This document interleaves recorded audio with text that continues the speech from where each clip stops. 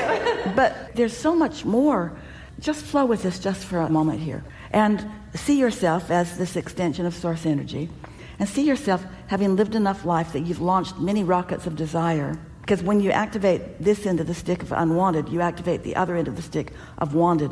And it's equal and proportionate. The more you don't want that, the more you activate proportionally what you do want. So that activation of that other end of the stick is what we mean when we say the rocket of desire shoots out of you and is seen and known by your inner being, who then focuses only and always forevermore on that end of the stick that you are constantly creating. So the more you live life, the more the contents of your vortex is, and the more wonderful it is, and the more your inner being focuses on it, and the more the law of attraction responds to that point of your attraction, which is your inner being's point of attraction. So the more your inner being focuses on the things you have become, or that you say you want to become, or the things you say you want to live or drive or live in or love with, all of the things that you sift through life and say you want, your inner being and your dad are focused there and only there. And when you have given birth to something and then you focus in opposition of it, you feel terrible, because that's what your guidance system is. So knowing that, why would you want to go on and on and on? Why would Esther ever want to turn on that news program? Why would she want to see people bickering constantly and pushing against? In other words, it's one thing to know what you don't want so that you then know what you do want. That's what you were born to do. That's what you all said. This is the best creative platform that was ever imagined. But what you didn't intend to do is know what you don't want and then spend any time, let alone months and weeks and decades and lifetimes, pushing against the unwanted. And that's almost exclusively what's happening on those news programs. Everybody is just taking their place. They all think they're right, and they're all pushing against somebody else, and they are all disallowing what they do want from flowing to them and blaming the other. Why would you do that when you know better?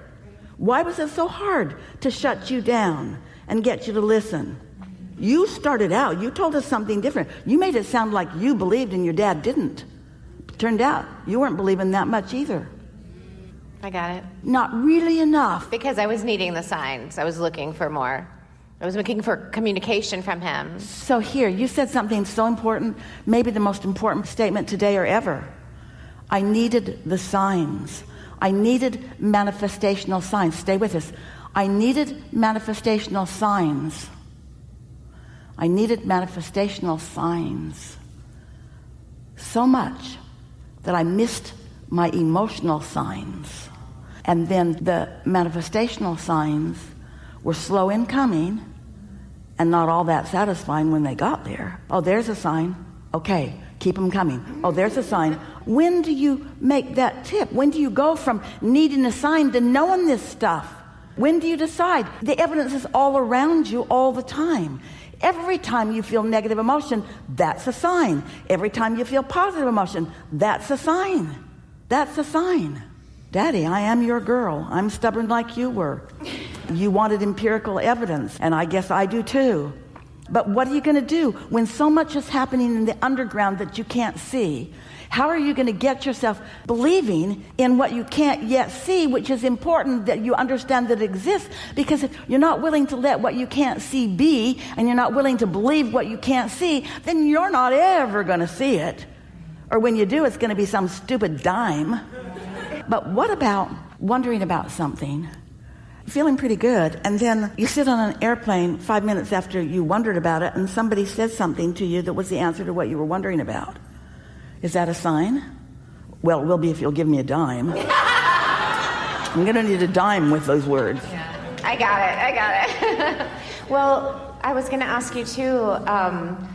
You still want to? Pardon me? You still want to ask us? A question? I'm going to ask you, before you climbed my tree, Abraham, I was going to ask you, does it fit in with what you now know?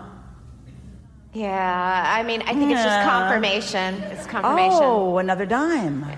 No, it's that things have been. So I recently moved back home after 40 years. I grew up here, and life took me away for 40 years, and I came back, and I'm living with my best friend from 7th grade, and it is almost like the butterfly effect. It's like everything that we talked about and dreamed about and felt when we were in 7th grade is now happening. Like us living together, my 7th grade crush came into my life. Like, it's just very strange. And it's like, I see things happening in a flow, in an easy way. And I think... Is it strange? It's strange in the best fucking way. Excuse my French. Well, is it strange? But is it strange, or is it the way that it works? Is it strange? I think I'm realizing that it's not strange. It's the way that it works. Then stop calling it strange. It's not strange. It's the way that it works. You get what you think about. And when you focus upon something and you don't contradict the focus by thinking of its absence. So the fact that we manifested things 40 years ago, we had no resistance, and now we're in a place where we can receive it. Things are coming out of our vortex into our lives. Is that what that means? And it doesn't need to take 40 years. It doesn't need to take any time at all. The point that we really are wanting to find a way of emphasizing so that it's really easy to hear is that how you feel is the only thing that matters. And so let's say that there are 10 subjects in your life. Of course, there are more than that, but 10 significant subjects in your life. And some of them are going well, and a couple of them, it's a big sort of hole missing, something that you want that's not happening.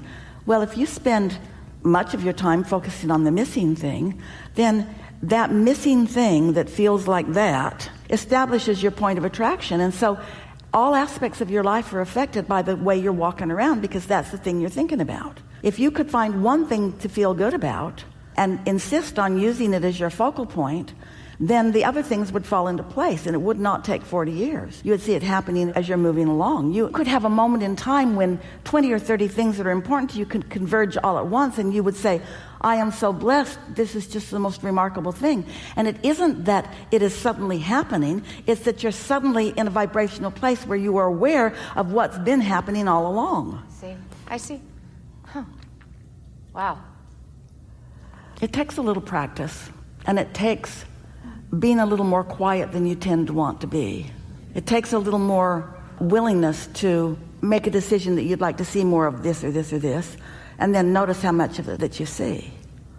We could spend all day just one at a time discussing with you all the dimes that you've been finding and things like that.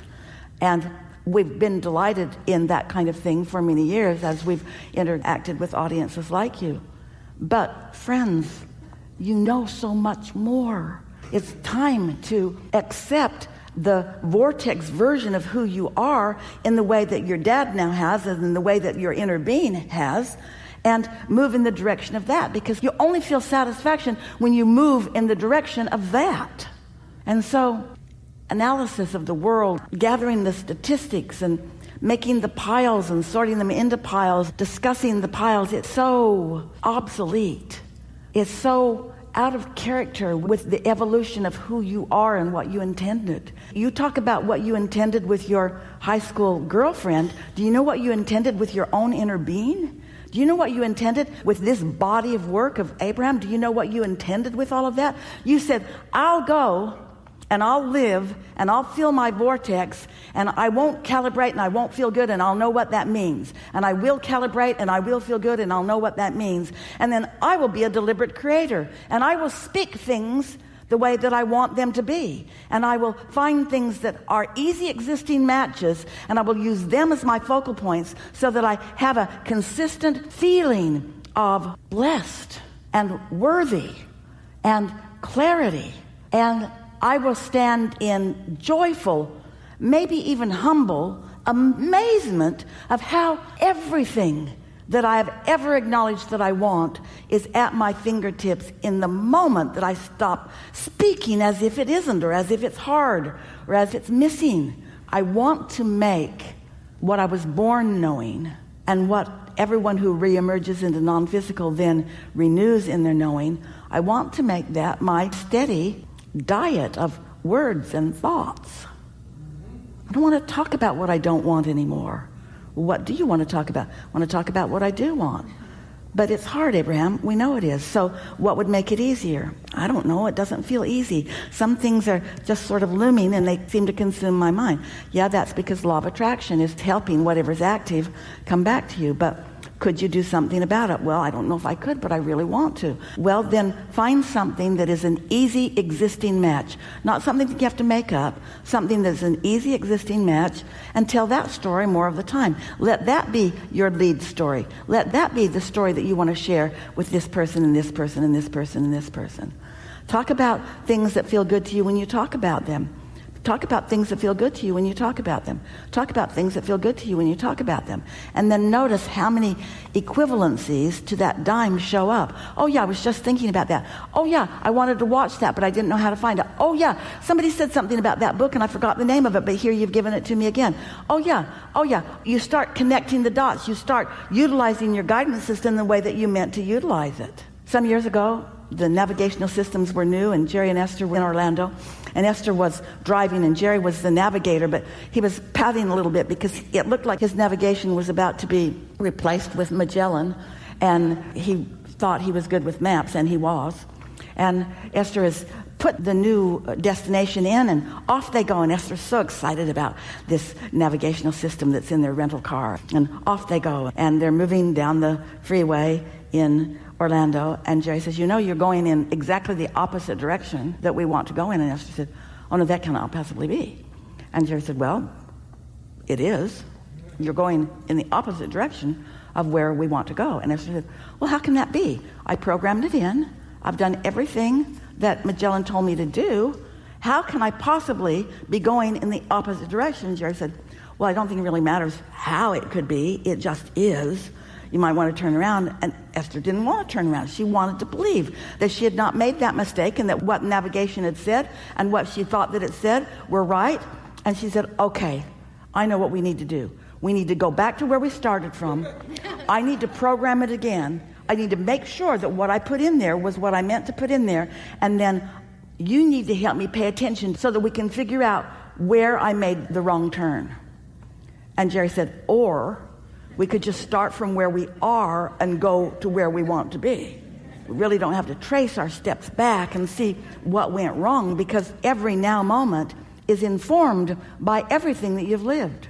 And you have a guidance system within you where everything that you've ever asked for and everything that your inner being has collected on your behalf and everything that the law of attraction is responding to and all of the cooperative components that are being gathered on your behalf, that calling is always there for you. You don't have to start over and explain anything. You just get to be where you are and identify where you want to be from where you are, and then pay attention to how you feel, and you'll go quickly to where you want to be, no matter what it is. No matter if it's a pile of money or a relationship or an improved physical condition, doesn't matter what it is.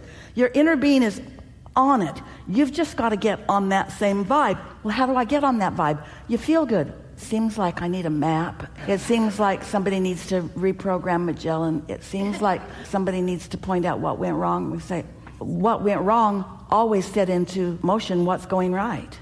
And you just got to decide that you're going to feel your way to it. So now we've come to the big question. Do you trust yourself? Well, the answer is no in most cases. I don't trust myself. I need dimes. I don't trust myself. I need clues. Well, what kind of clues? What kind of clues do you want? Well, clues that I can really trust. Well, why do you trust the dime? Because it's solid and because there's no real explanation of how it got there, and it seems like the magic that I'm looking for. You're really not looking for magic. You're looking for in-the-moment guidance. And if you don't use your in-the-moment guidance, then you're never going to come to trust your in-the-moment guidance. And you're always going to be looking for bulky, awkward clues. Bring me a psychic. Bring me a crystal ball. Bring me a tarot card reader. Bring me something. Bring me something that will help me overcome my doubt.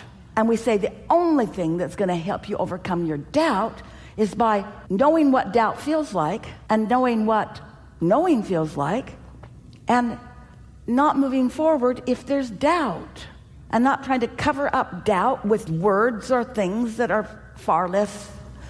You have a guidance system within you that's with you all day, every day. You want to wake it up. You want to wake yourself up to it.